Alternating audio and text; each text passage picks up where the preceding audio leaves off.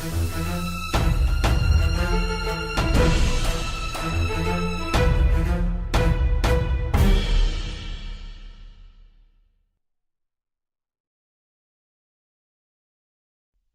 Prepper Podcast, Episode 31.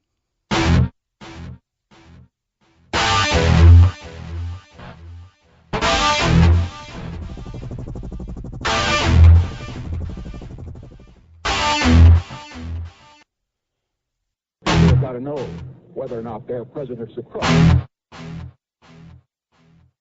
The American people would never vote for socialism. He said, under the name of liberalism, the American people will adopt every fragment of the socialist program.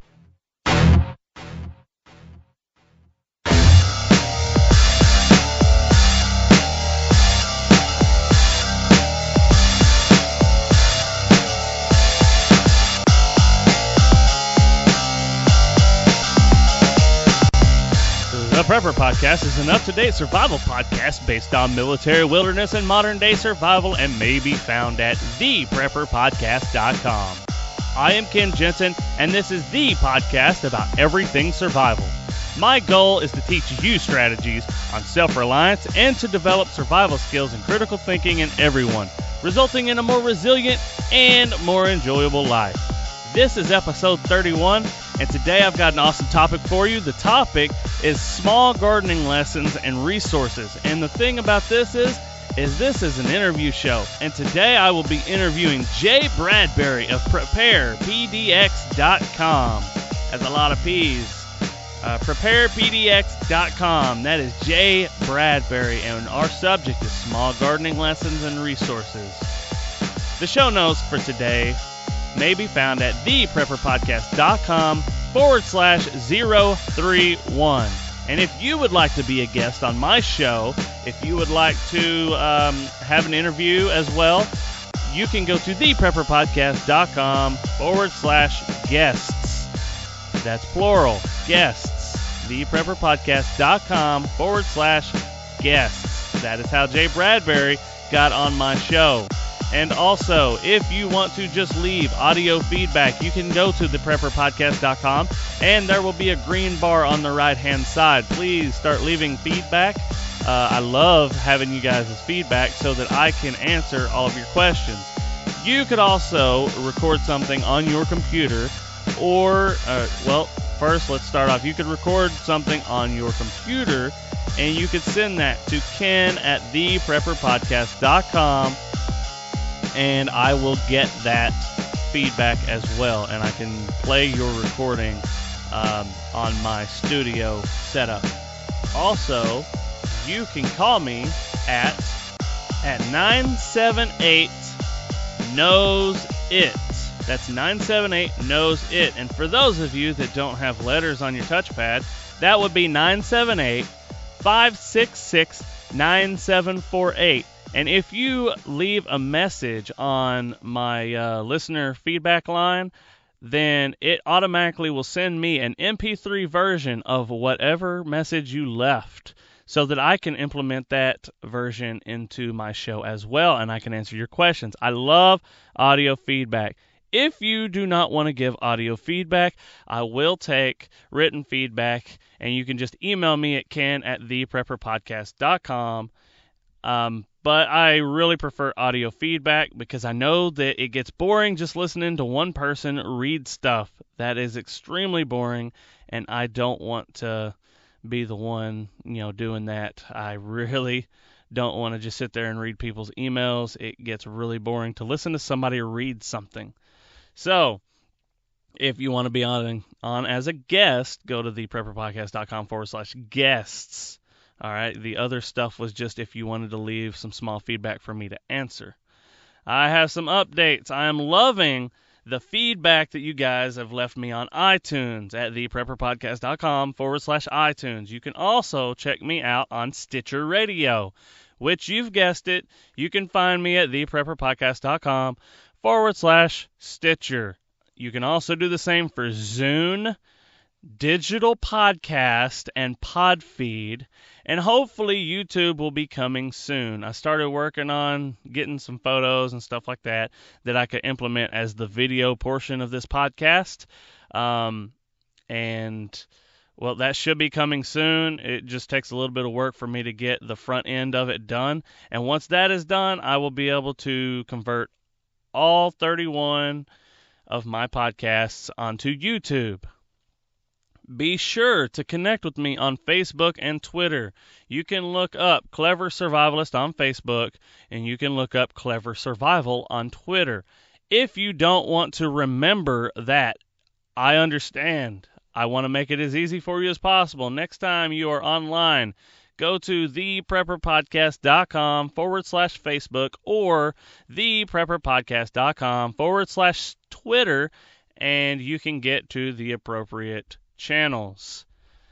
All right, so now we are going to go to Jay Bradbury. This is an introduction. I'm going to do a quick introduction for him, and then we're going to get into the interview. Okay, Jay Bradbury has a lifelong interest in disasters. He has a bachelor's of science in psychology with a minor in civic engineer, so he's no dummy. He was a veteran. He's a veteran of the Coast Guard, 2000 to 2004. He volunteered for 2 emergency managers, and he is also a past CERT member. That's CERT. That's kind of emergency. That's emergency response. So he's a past CERT member, and he has numerous FEMA certificates. He has ICS 100 through 400, plus he has like 20 more certificates. So this guy's certified out the yin yang. I know that I'm not a real big fan of certifications and stuff like that, but even someone like me who realizes that you can get all kinds of knowledge without being certified on something, and you can actually be better than a person that is certified, you understand that if somebody has a certification... Hold on, let me pause it real quick while I clear my throat. Okay, I'm back. You realize that when somebody is certified that they have at least gone through a basic amount of training to get that certification. So that's great. And it's good to see that he has all these different certifications on disasters. And once again, his website is preparepdx.com. And that PDX, I will tell you what it stands for when we get into the interview. So without further ado, let me introduce Jay Bradbury. Okay, everybody, just like I said, I am here with Jay Bradbury of preparepdx.com. How's it going, Jay? It's going very well. Thank you very much for allowing me to come on to your show. This is my very first interview, so I'm looking forward to it. Well, that's good to hear. This is actually only my second interview. Oh, all right, all right. My second time giving an interview. I just gave one a couple weeks ago. Oh, very good. Yeah. I'm looking forward to. Has it already posted, or is it? Yeah, yes, it already posted. It posted. Let's see, Friday, May the 10th, maybe Okay. May the 9th. Whatever Friday was somewhere around May 9th. How about that? That sounds good. It sounds good. All right. Well, when you live your life in a studio and in a steel mill, the days kind of run together. No, I've been there before, definitely. All right. Well, so I already gave everybody an introduction about you, but I needed to ask real quick about PDX. What in the world does PDX stand for?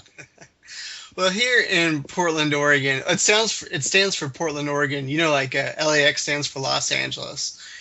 And here in Portland, as you drive around, you notice a lot of businesses use PDX. So my wife and I talked about it, and we're like, well, why don't we just incorporate PDX and do it? It sounds a little catchy, and it's what people use. And we're kind of thinking that that's how people are going to search, like preparedness, PDX. So we went with it. Okay, so you kind of did it one to be cool and one to get the searches. That is the truth. All right. Yeah. So just hopefully people aren't looking for all the prepared people in the PDX so that they can come to your house, right? No, yeah. That's just a joke. Everybody knows that I'm pretty much in West Tennessee. and that's about as close as I get to my actual home. But Portland, Oregon, it's going to be about as easy to find you in Portland as it is in me and all of West Tennessee. So I think you're pretty good. Oh, yeah. And, the reality is if people want to find me, they can. And like Jack Spirko says, if you come to my house, you're going to have a rude awakening. So I don't put too much concern into it right now. All right, guys. He mentioned Jack Spirko. That's a friend in survival to both of us. He is at thesurvivalpodcast.com if you guys want to check him out.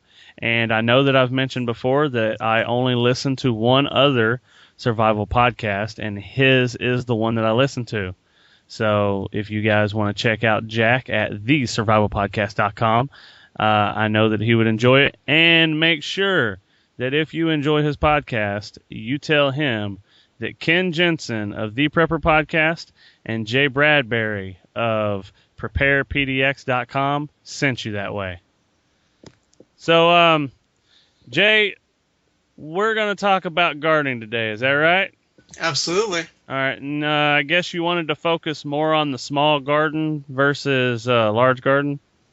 Yeah, because I think that's what I hear people talk a lot about is that they're concerned they only have so much space to garden, and I want to make sure that the people have the information and the inspiration to go out there and garden, and not to have your situation be your excuse. The best way to put it. Yeah, that's right. I think just recently I did a podcast for apartment preppers, and the first thing I talked about, of course, was get the heck out of the apartment. But until you can get the heck out of the apartment, I gave them a lot of things that they could do to prepare until they could get the heck out of there. So why don't you go ahead and give me a little bit of background of yourself? I know that I already gave an intro, but I kind of want you to tell me how in the world you got into prepping and where prepping has brought you. Not necessarily what has brought you to prepping, but since you started prepping, what are some valuable things that you have learned along the way that you look back now and you think that those are extremely invaluable? Let's see. I would think it actually, the prepping side, the survival, gardening, resiliency came in 2010 when I studied the financial sector and realized how kind of jacked up it was. And that kind of put me on the path. And then I would learn about gardening from a source we'll talk about later on. And so really, ultimately, what I began to understand is that it shifts your life for the better. It makes me a more resilient person, but I also feel like I have a holistic view of life. So I truly understand that being in debt is like slavery and reduces your ability to accomplish your goals in life. And I understand that let's see, the financial sector is in trouble.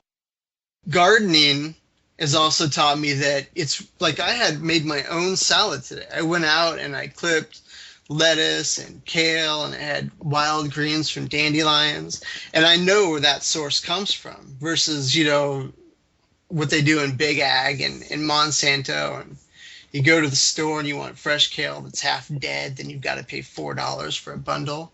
Yep. So preparedness has really taught me to just live an overall better life. Yeah. You mentioned dandelions. Have you ever had fried dandelion fritters? No, I have not, but I would eat them in a second. If I'm gonna tell you to go on the Google machine and look up fried dandelion fritters, because if you eat those, I don't think you'll ever want dandelions another way. Now, they're good and all to be thrown in a salad or whatever, but those fritters are awesome. And the reason why those are so awesome is because they grow out in the yard whether you want them to or not. So you may as well take advantage of them, grow that population, because they have a good source of vitamins. I'm a big fan of stuff that grows naturally. Absolutely. Absolutely. So you are into gardening quite a bit. What have you done to improve your gardening skills? It's experience, just experience and knowledge. Because what happens right now, we live in a house, but the majority of our backyard is in shade. And so it was very limited to what I could do. I had a couple of beds and I did what I could. But growingyourgreens.com, I would just watch video of him, and then I would get inspired and I would get that like garden itch. I'm like, I got a garden. And then you come up with a solution. So it's just a lot about a lot of what people think of as failures, but they're not failures. They're just learning experiences. Yeah. And yeah, as an entrepreneur, you learn from anybody who has a lot of success. They talk about all their quote unquote failures, and every single one of them will tell you it's not a failure. That was just one more step to success, because they had to learn that lesson before they were able to handle the success that they were given. Absolutely. I mean, you can watch, like I learned the hard way. You can watch videos all day long, but once you start, trying to apply it, it's a whole different world. I mean, bow drilling with fire, it looks kind of easy, but you try it, man, and it is hard as heck. So gardening's the same thing. You watch the videos all you want, but you're literally going to have to get your hands dirty. Oh, yeah, that was a horrible pun. Oh, all right. Well, along with that, a lot of people think that they just have to do it right. You know what I'm saying? Like they just think that they need to be the perfect gardener. They need to have everything right. I mean, I fall into that myself, and the issue that I run into is it messes me up. And when I could have just gone outside, I'm in Tennessee, so I can grow almost anything. Mm-hmm. I should just go outside, throw some crap into the ground, even if I don't plan on having that perfect garden bed this year. I should be able to just throw some crap in the ground. And then if I wanted to start some seeds in the house, go ahead, start my seeds in the house, build that bed that I wanted. As well as I do the benefits of a hugel bed. I call it a hybrid hugel, but you know about burying the wood and stuff like that, but that's so much work when you're a guy out there with a shovel. And my land here is so fertile that at a minimum I would have stuff already growing, because I decided that it didn't have to be perfect, and then I can put my perfect stuff into the ground a little bit later that year. Yeah, absolutely. It's a learning experience. Absolutely. I did something similar with that. I have, outside of Portland, my family has 5 acres, and my aunt doesn't do anything with it. So she allowed me to just take a little piece of the property where I can experiment on a bigger scale. And so I've got like 6 beds. They're 4 feet by 10 feet. They're pretty huge. And I messed with that. I put wood at the bottom of the bed, and I wanted to experiment with like how much would that help with watering and so forth and so on. And it held its own in spring, but in the summer, man, my poor vegetables got their butt kicked because they have no well. So it's all dependent on the water barrel system that I have, and I didn't get a drip line. So yeah, there's complications that everybody runs into, but again, the important thing is just push past it. Yeah. Did you plant your stuff the first year that you had buried the wood? I did. Yeah, there was the problem. It wasn't that they couldn't get the water. It was because the heat that was generated from the decomposition of the wood. But But anyways, yeah, I agree with you. And you talked about having some. You said over in somebody else's property, didn't you? Yeah. So that kind of brings us up to the next area. If you don't have room to garden, I mean, what in the world can you do? Give some hints on some things that we can do if we want that large garden. We want all that produce. We want all that food and all that goodness without our own space, because a lot of people are stuck. Okay. Well, I've got a couple of ideas. One is you can start out with easy plants. Most people have the ability to like grow a little pot of herbs or lettuce.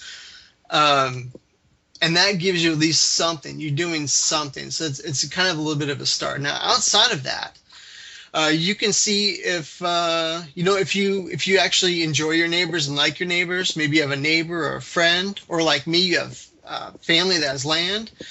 Offer to share the bounty. Okay, hey Jim, I see you got this. You have plenty of sun. You've got a cool little area for shade. Can we come up with a contract? I will build 4 beds. I'll do all the work, and you get 1/4 of the bounty just for allowing me to grow on your land.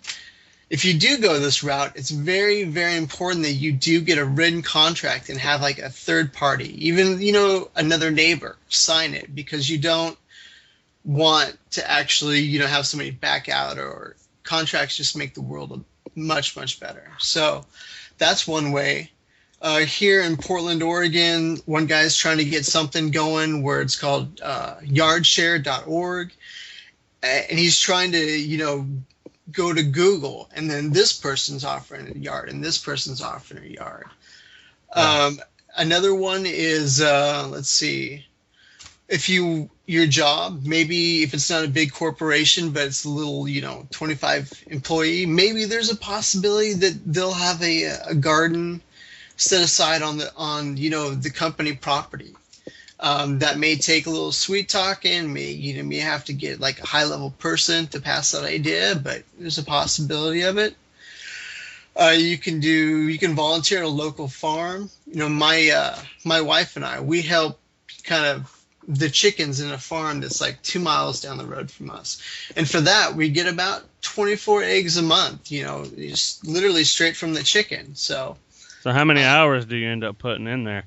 Oh man, well we were off because all we have to do is make sure that the chickens getting into their little safeguard house thing, tractor, and then we take the eggs and fill out some paperwork. 15-20 minutes if you get it when the sun comes down. Now we got there early and we spent like an hour one time because we had the timing off, but they say it should only take about 15 to 20 minutes each session. So 15-20 minutes, we got 12 fresh eggs. So that's a possibility. And the last one is meetup.com. You can look for gardening groups, and pull the resources. And if there's not a group there and you're really ambitious, then you can start a gardening group. So there's some ideas to just kind of help people, expand past their place. So let's back up a second and let's talk about these eggs, okay?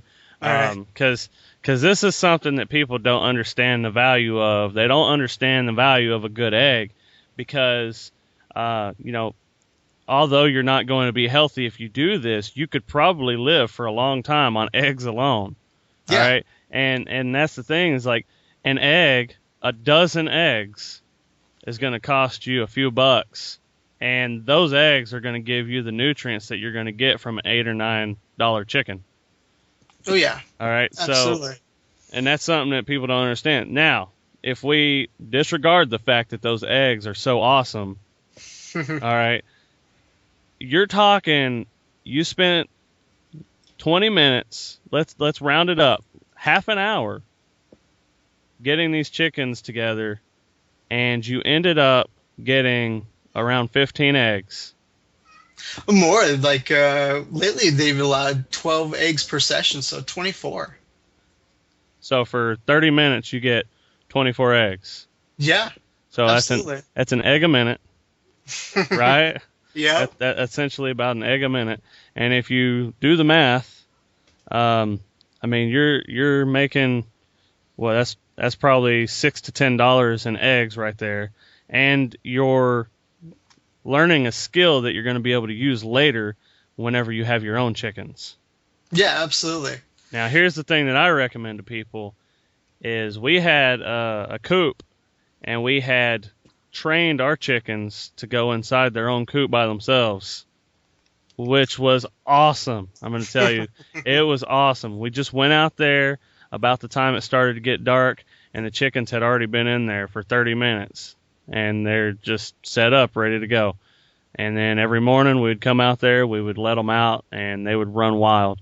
But that would be my biggest thing on the chickens. You can save yourself even more time if you just train them to go in there. And it only takes a few days of them getting used to go in there, you know, if you've got a small flock of like 8 chickens. That's what we had. Very nice. Yeah, definitely. And my wife's kind of trailing behind in the whole preparedness thing, but doing this, she loves it. She loves to deal with the chickens. So she's kind of getting set up later on in our mind when we actually get some land that, yeah, absolutely, let's get some chickens, because I know how, wonderful it is to kind of be around them. I would say bees, chickens, and rabbits would be some good starters. Rabbits would probably be the last of the 3. Yeah, I can see that. They're too finicky. They have too many disease problems compared to chickens. And they get real hot during the summer, which in Portland you may not have a big issue with. Anyways, so we got off on a big tangent, but I did hear you mention the importance of a contract whenever you're talking to your neighbors or whatever. And I wanted to reiterate the importance of that contract, because it's going to save a lot of headache later. And most of the time, if you have a contract, that's going to keep you out of court versus you proving anything in court. Absolutely. Nobody even cares that, you can prove it in court if you can just keep yourselves out of court. And that's gonna save people money. I mean, you can basically say to somebody, if you end up with a problem, because it happens, people are dumb and people get into fights, but you can keep yourself out of the court by simply saying, I have a contract here with multiple signatures. It's going to cost you a lot of money for no gain. So that's just something. At that point, you'd probably just want to get off their land anyways and go elsewhere, just so that you don't have any more problems. Yeah, I agree, definitely. So what plants have you had a lot of success with since you've been gardening? Well, the lettuce, but it's interesting because when I picked my salad today, and I had one type of lettuce that spread out, and another type of lettuce is very closed, and I found out that the closed one had like gross kind of insects towards the bottom. So even within like the plants you have success with, there's ones you're gonna choose over that. But yeah, kale's another one we have I have a good success with here in the house. Out in Sandy, my first year last spring, the kale was awesome. It was huge. Kale and spinach was awesome. This year has just been a struggle. So, I mean, there's a lot of factors in gardening, but those two, and I love kale because it's really nutritious. And Right. So I've got kale like growing literally in like 6 or 7 different spots in my house. Let's see. So you're not getting sued, are you?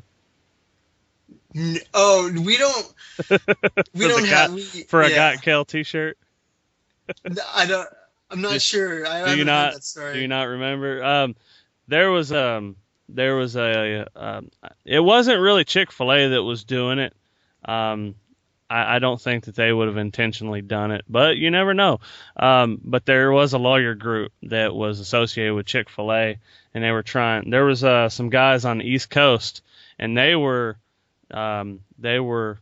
talking the benefits of kale and stuff like that, and they actually came up with the slogan, "Got Kale," and they actually got sued for using a slogan too close to "Got Chicken."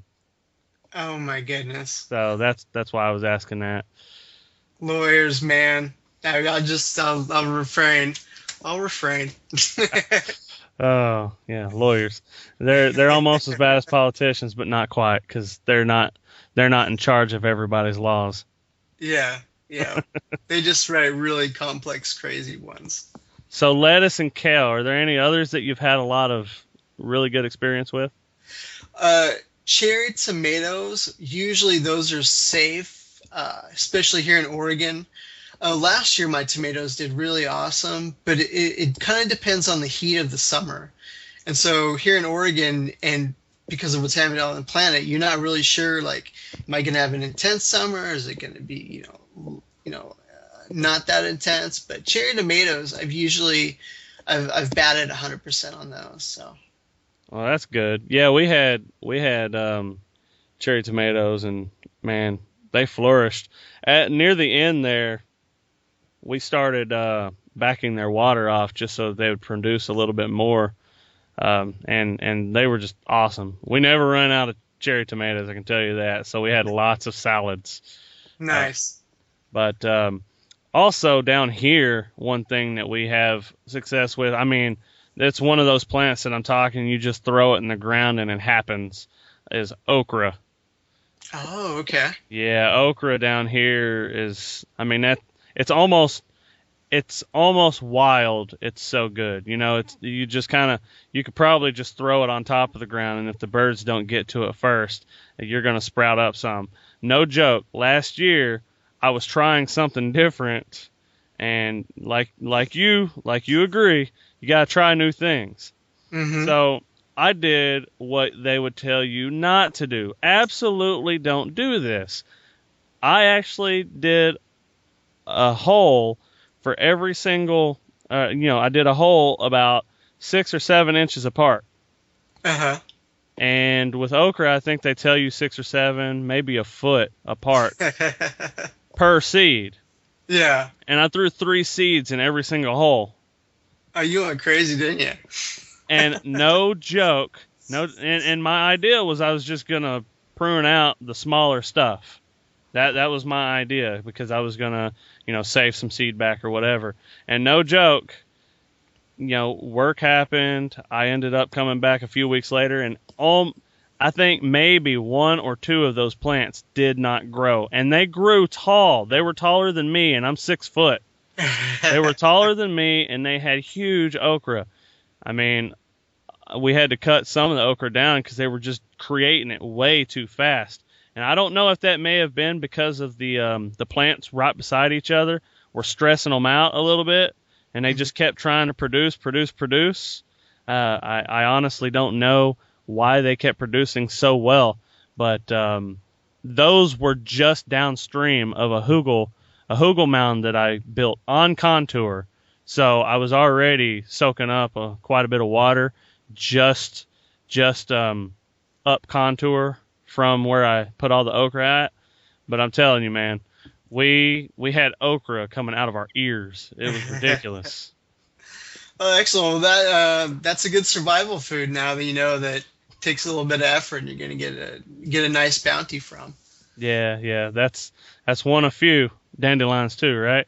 Oh, yeah, absolutely. And so what plants have you had a struggle with? Man, for the love of Pete, I cannot grow carrots.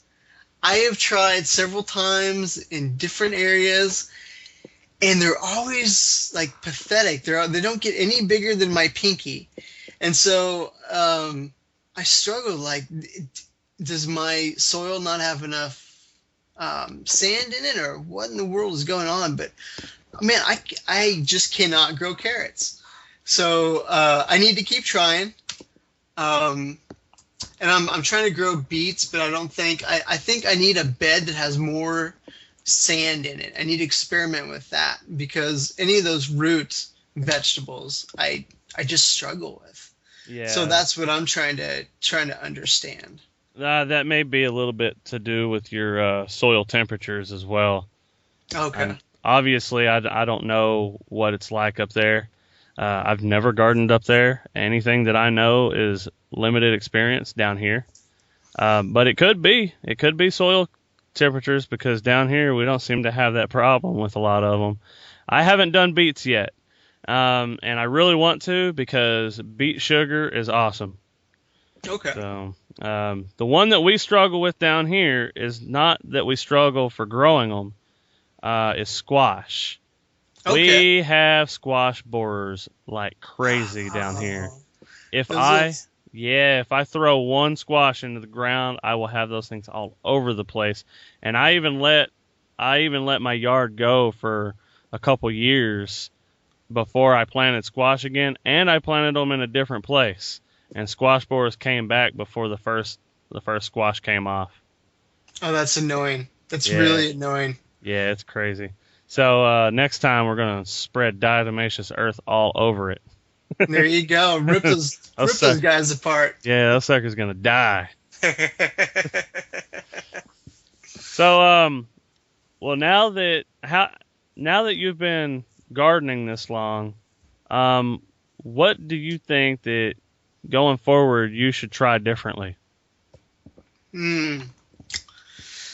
Let's see. Well, this year I've tried to grow from seed and I've struggled. So I think that's really a big component that I need to understand better, because it just costs too much money to grow a start. So I need to understand the seeds, and I need to understand how to grow carrots. I should be able to. So I think I just need to talk to some local gardeners and figure out what I'm doing wrong. But I think it's important to understand what you can grow, and then really just kind of go forward and go kind of work through the pain and understand how to grow it. So, and then garlic. From struggling again, I have these big, beautiful garlic plants out in my secondary garden, and I've pulled a couple of them up, and there's no garlic. So I just need to identify what I struggle with and research it and and keep trying. All right. So I guess you're saying that you wouldn't really do anything differently. You would just keep on with the research and keep trying new things, kind of like we've already talked about. Well, I think of differently as, so when you're trying something different, I think that, trying different soil techniques, because there's so many things you can do to soil. You can add things to it, not add to it. pH level is different. One example that I have is that I got strawberries in a container, and I moved it around like 6 times trying to find like how to capture as much sun. So different to me is just, if I'm not getting the results I want, I do something different until I get the results I want. All right, that's cool. Here's something that I was just thinking about while you were talking about doing something different. I think last year I did some research about doing a vertical garden. Have you ever tried that? No, that one's on my to-do list. Yeah, that's a good technique for people that are really cramped in space. Yeah, absolutely. I mean, there's so much, vertical space to utilize. You can make a garden fence if you wanted to. It really, this two words kept coming up in my head, is like, how much time and how much effort, or effort and money do you want to put into something? So yeah, well, I mean, if you want something that's gonna grow like crazy, I mean, depending on the area you're in, what zone you're in, kiwi is something that'll grow all over your fence. You just gotta put more support on the fence because it gets really heavy. Yeah, I experimented with kiwi out in my secondary position. Unfortunately, I did not give it the water that it so desperately needs, and I think the poor thing has died. But you're right, I love the idea of growing kiwis. So some of these things are kind of not out of my ability, but I haven't set up the right foundation for them yet. And so until I do that, I just kind of waste money trying to recreate the experiment. So. Well, would you prefer to waste money now or would you prefer to waste your time and effort later when it matters? Yeah, that's true. I think like I need a drip system set up, Mm-hmm. and then I think I would try fruit trees again because it's really important. As you know, I mean, we've both listened to quite a few episodes from Jack, and he's got some phenomenal ones about the importance of kind of fruit trees and those berries that kind of give year after year. Right. So this one, I'm just going to throw it out there. What is the biggest disaster that you have had in your garden? The biggest. The big hairy one. I don't want to tell you. No, man, this is what I'm dealing with right now. So last year, since the secondary location had no well, so all the water has to come from me. So I got a rain barrel. I got like 5 rain barrels, which is like 600 gallons of water. My cousin and I, we built this structure, and we were in a hurry because I was losing the growing season. So we just kind of put it up, and we looked at it like, okay, we've got to reinforce that structure for the water barrel system. You know, fast forward, other factors took place, and the structure was demolished. This February, I came out one time and looked at it, and to my utter dismay, the structure was demolished, and I had lost, the barrels were still there, but I didn't have my water that I so desperately need. And so now I have to coordinate with my cousin, which has been really difficult because of, time and life and stuff like that. So that structure is still down, but water is the source, it's the source, and you need it. Yeah. I learned. I did a water barrel, and I thought I was going to make this sturdy structure. And what I failed to realize is quite how heavy the water barrel was going to be.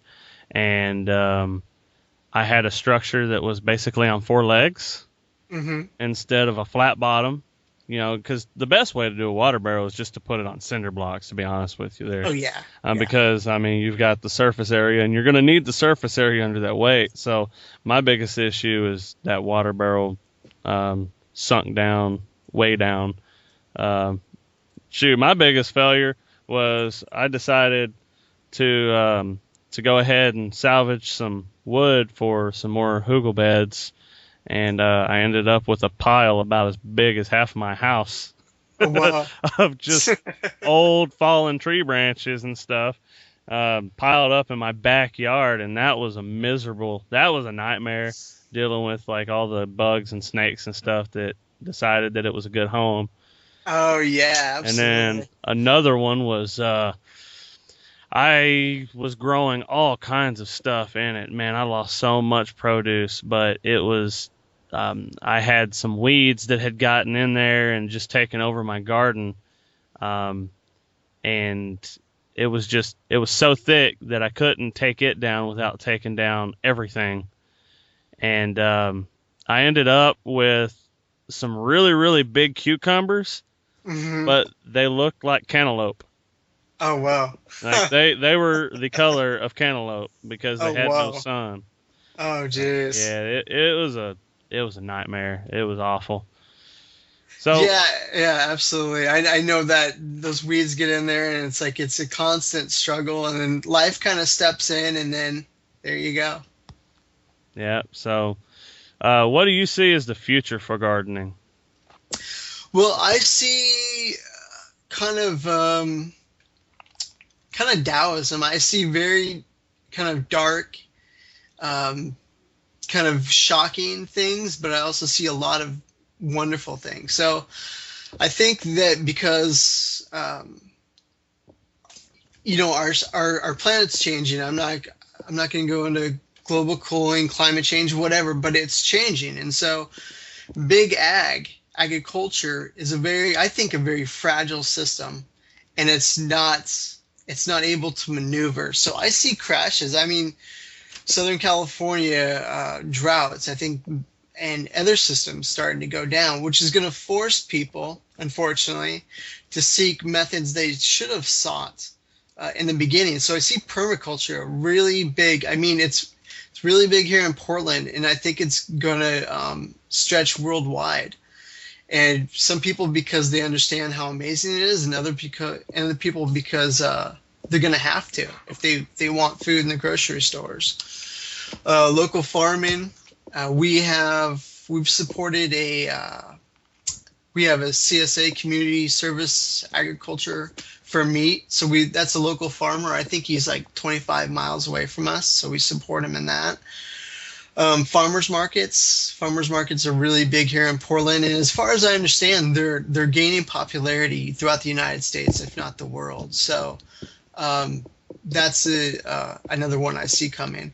And then probably community gardens. People not being able to buy groceries, and through that frustration, finally going, hey John, do you want to get together? You got a lot of shade. Why don't you grow the lettuce? I got a lot of sun. Let me grow all the tomatoes. And so we're not spending, $40 a week on vegetables at the local grocery store. So I see a lot of wonderful things coming, but I see them because people are forced to utilize them. Right. There's going to be some pain before all that happens, because people, for some reason, people require pain to push them into something that was so simple to begin with. Stepping back to the permaculture, I think that is 100%. I mean, that in itself is our answer right there. That's going to tie in with the local farming. That's going to tie in with community gardens. And I'm not talking 100% permanent, plants. I'm talking we can use the edges, and we can use the diversity that permaculture brings us. We can use the principles in order to do our day-to-day garden as well. The high intensive managed garden. I mean, even that is going to be a permaculture in nature if you know what you're doing to your plants and how you're going to benefit them the most. I mean, let's take square foot gardening, for instance. You know about square foot gardening, right? Oh, yeah. All right. So square foot gardening is essentially intensely managed permaculture. It's a polyculture. It's not so permanent, but it's a highly intense polyculture, and that is a big key in permaculture as well. Yeah, absolutely. Finding you've probably seen on like Facebook posts onions go good with carrots, and how they complement each other. I don't know if that's correct. I'm just trying to think of an example off the top of my head. But yeah, absolutely. Well, you have to be careful what you put your onions beside, because that flavor does leach into things. Yeah, I don't want to leach into my carrots then. Yeah, the onion flavor will leach into certain things. But I'll tell you two things that are awesome together. And the reason why is because they're awesome together outside the garden. And that is tomatoes with like basil. Oh, that sounds good. You grow those two things together, and you'll actually taste the basil in your tomatoes. Ooh, I'm writing that one down for the books. All right. So as far as the farmers market, man, I'm in the heart of Tennessee, where people are old and stuck in their ways, but we actually have beneficial gun laws, and the local farmers market gets quite a bit of customers. I mean, outstanding. It's awesome. We go there all the time. I mean, I don't grow 100% of what I need. I wish I could, but whatever I lack, I get at the farmer's market, because the last thing I want to do is spend all my money at Kroger or Walmart or Aldi's or whatever, and get a bunch of crap that's overpriced. I actually find myself spending less money at the farmer's market than if I was to buy the same stuff in a grocery store, even though the price tag shows that it's cheaper. Yeah. So exactly. People need to keep up with that. And then, oh man, the raw milk. I'm going to leave that right there. The raw milk. So what would you say are the easiest, most actionable way for people to get started? I want to know, somebody's listening to us right now and they're thinking, all right, well, you got me on board with wanting to do this little gardening thing. I know that I don't have to be an expert. I know that I can basically just stick some crap in the ground and see if it comes up and then learn as I go. What is the easiest, most actionable way for those people to get started gardening? Go to your local garden center, not what we call Fred Meyer's, not your grocery store, but your actual local gardener. Talk to them. The ones that I've come across have really been helpful, and they want to talk to you about gardening. They want to get you involved. And, if you pick a time where it's not busy, you can go in there and kind of chat with them and tell them your frustrations, and they'll, why don't you pick up this and try this? And they're there to help you. So if you're really motivated about it, then go visit your local gardener and just, chat, have a good conversation, and they'll help you get started. And get started. Don't wait for the pain to overcome before you decide, now I'm gonna figure out how to grow stuff. So yeah. And also, what is everybody else growing in the area? Yeah, absolutely. People don't sit there and waste their time on food that doesn't grow. Yeah. Especially this lazy generation. This is it's probably a generation that might find it hard to grow like rosemary. And for us, that's one of the easiest things you can start out with. Shoot, I think people nowadays would have a tough time growing mint. That's sad. Yeah, and if you know anything about mint, it's basically just like ivy. It just will not stop. Yeah, absolutely. I mean, down here, up there, it's all the same. Yeah. And so be careful. If you put that in your bed, your little raised bed, man, it will try to take over the whole thing. So yeah, I mean, let's look at it one way. I mean, if you are the type of person that loves the look of ivy growing up the side of your house, you may as well do it with mint. Yeah, there you go. Little edible fence. Yeah. So you mentioned going to the local nursery. Just make sure that you call the nursery first. And I would say the first question that you ask them is, do you have a bag of organic humus? And if they don't know what you're talking about, don't go there. That's an excellent point. Because I called one of them and I was like, do you have any organic humus? And they're like, well, we got topsoil.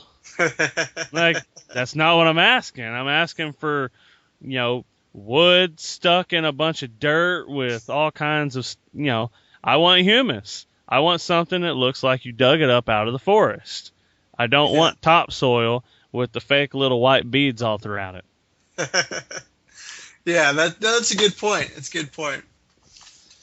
So it's coming up on the end of May. And or by the time that this podcast will air, it will be coming up on the end of May. At that point, do you think it's too late for people to start? Nah, never too late. It's never too late. There's you've got summer crops. You've got the fall crop coming up. You could start some seeds for the fall crop. It's never too late. I mean, even in January, if you're hearing this podcast in January, then think about what you'd like to grow, how you're going to grow it. There's no day, there's no month that it's ever too late to think about or to grow something. There are 4 seasons in the year, and there are plants for every single season. That is true. Yep. So, you know what? Why don't you go ahead and tell everybody what you're going to be growing for this next season coming up?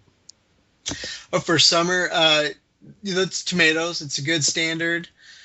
Let's see. I haven't really thought about it too much. I was trying to grow from seed, like squash. I'll probably do squash. I'll probably get the start for squash. I'll try peppers again. Oh, my wife, she loves tomatillos. I think that's how you pronounce it. So I got to get the tomatillos. I got to get the really good plants. I got to get those started. So like the pepper family, squash, tomatoes. I've got my beans and my peas growing right now, so I think they'll last throughout the summer. So yeah, that's what I'm pushing forward.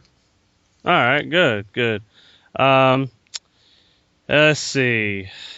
I think that's just about it. I know that there are some additional resources that you wanted to mention for everybody who wants to learn all of these different techniques and all the things that we've been talking about. So what are some sources on YouTube that you turn to? All right. Well, there's two. They're both my garden heroes. There's Larry Hall. If you look up Larry Hall, you'll find him. It's the rain gutter system. And look for his playlists. And then he's got them all grouped together. Your self-watering rain gutter system, the self-watering kiddie pool system, the amazing pop bottle grow system. Yeah, he's got like 10 videos just on a pop bottle, and he's got 8 videos on just a kiddie pool.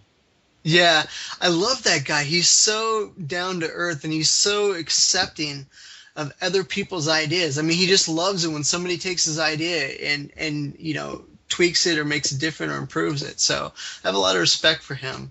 And then John from growingyourgreens.com, which has a university's worth of gardening information. He's got 750 videos right now, I think. I mean, it's pretty incredible. So one of them, I think, on his playlist is Getting Started, How to Start Your First Garden. And so, spend some time to study this stuff. And the more you learn about it, I really think you're going to get that itch to go out there and find a way to garden. Yeah, I was looking on his YouTube channel. This John guy that you're talking about, man, he loves raised garden beds.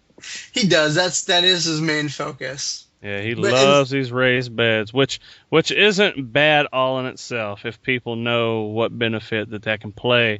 That's why my beds are raised, but they're in mounds. Yeah, I think but yeah, you just try different angles because we just want to get people started, and once they get in there, and then they can learn about some different techniques and find out what really kind of clicks with them. And then, of course, our buddy Jack from the Survival Podcast. I mean, just use the tag garden, and there's just episode after episode of just obviously he's a podcast, but I've learned so much. So those 3 sources will keep you busy for a very long time. Yeah, I've been on Jack's podcast, and I actually, if he'll have me on there, I plan on being on there again because I've come up with a couple different things that I plan on selling to his community. Mm-hmm.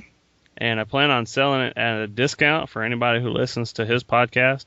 Obviously, I'm going to sell a discount to anybody listening to mine as well. But I've got a 1-year preparedness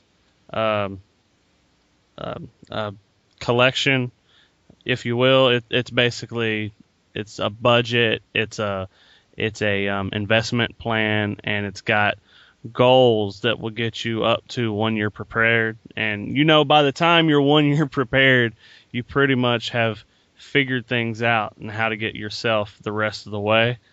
So I've done that, and I'm also almost finished. I was planning on doing a webinar pretty soon, and that webinar is a first aid kit for everything. Bug out bag, bug out vehicle, your home, everything. So I plan on going on his podcast and talking about that stuff because, I think that everybody would be really interested in it, and that'd be really cool to do. You also said meetup.com. That's a place where we can meet up with people. Yeah, absolutely. And depending on your area, you may have a lot of resources, or you may not have any. But I would say that if you look up there and you don't see a gardening group and you don't know anything about gardening, so what, man? Start the group and just be honest. Go, you know what? I don't have a clue. The clueless gardener. But, you want to get together and help me learn? Actually, that sounds something like a marketing genius would do. Thanks. I'm trying to get there. As far as like the groups and stuff, I actually am part of a local group here. And you know how I started it? How? I posted on Craigslist. There you go. I posted on Craigslist. I didn't give a lot of information. I just gave my business email address. For people who don't want to give out their regular email address, they can get a special, quote unquote special, Google address, a Gmail address, and have that auto forward to their regular address. That way they can get rid of that if people start getting kind of weird on you or whatever. You know how people are. Everybody's afraid of everybody nowadays. So just in case that you're a little off and you don't want people having your information, there are ways around that. You can auto forward emails and stuff like that. And I met up with one guy off of that. And that's all it was one guy that I met up with. And then he and I decided to start a group on Facebook. And we started the group on Facebook, and then I invited a few people. He invited a few people. And now we have usually bi-weekly meetings. I've taught people how to do things in like putting inverters in your vehicle and stuff. A lot of the stuff that Steve Harris would go over. Mm-hmm. I'm real big on that because I'm an industrial electrician, and that's my job title. But I'm also really in charge of like large project type stuff as well. So there's a lot that goes into that, and that's where I draw a lot of my expertise is in the electrical field. So Steve Harris is kind of in my boathouse right there. So I actually teach a lot of the same stuff he teaches. And then the next meeting we had, and I actually posted that on Facebook, was we did canning. All we did was make salsa, and I'm telling you that was the best salsa I've ever had. Very nice. The best. Yeah, my uncle up in Washington, he has good results with tomatoes, and he loves making salsa, can after can. So very nice. And then it's January and it's cold, and you pop open that salsa, and you get a little bit of flavor of spring and summer. So yeah, I'm glad to hear you had success. Well, I don't think my salsa is gonna last that long. Because I don't know about you. The one thing that Walmart does right is they have some of the fresh salsa in the little produce section. Okay. And it's called garden fresh salsa, which it probably isn't, but it tastes like it. It's really good. And this salsa blew that out of the water. So that recipe, I actually posted it in that group on Facebook, but that recipe is by far the best recipe I've ever tasted. Very good. Well, Jay, how can people connect with you? Let's see. There is the website. This August will be 3 years, so I'm pretty excited about that. That's www.preparepdx.com. And then on there, I've got a Facebook page, which Facebook kind of annoys me, quite frankly. Then I have a Google Plus, but the long, crazy address to that. So my email is preparepdx@gmail.com. And so anything I can help you with, or if you want to know the address to Google Plus or all that fun stuff, just let me know. And well, I'm gonna have that stuff in the show notes. Okay. Yeah, if people have a question, I'm more than happy to help them. I started my own business as a preparedness coach, and I'm hoping to go live in June. So my services will be out there shortly. So yeah. And also you can leave a comment in the down below, and I'll make sure to monitor for the next 2 weeks after it posts, and I'll be more than glad to answer questions on there too. All right, Jay. just so you know, before I let you go, it's very important that you understand that I'm going to have to come up there and visit you because I am a mountain biker. All right. Yep. And you know where you're very close to, don't you? Oh, Mount Hood. Yep. Yeah. So I'm gonna have to take a special business trip up there so that I can get some good mountain biking in. Maybe break a spine or two. You know. So. I'll tell you what, you can bike yourself till you're tired, and then we'll go to the ocean and relax. You can't go in because it's too cold, but you could at least hang out there on the sand and well, as long as the air is warm enough where I can lay in a hammock, I'm cool. Yep, can't beat that. All right, Jay, it was real nice to have you on, and we'll have to get together sometime. Absolutely. It was a great pleasure, and thank you very much for inviting me onto your show. No problem. It was good having you. And with that, this was Ken Jensen of ThePrepperPodcast.com with Jay Bradbury of PreparePDX.com, teaching you strategies on self-reliance so that you can build a more resilient and enjoyable life. Have a great week. This is Ken.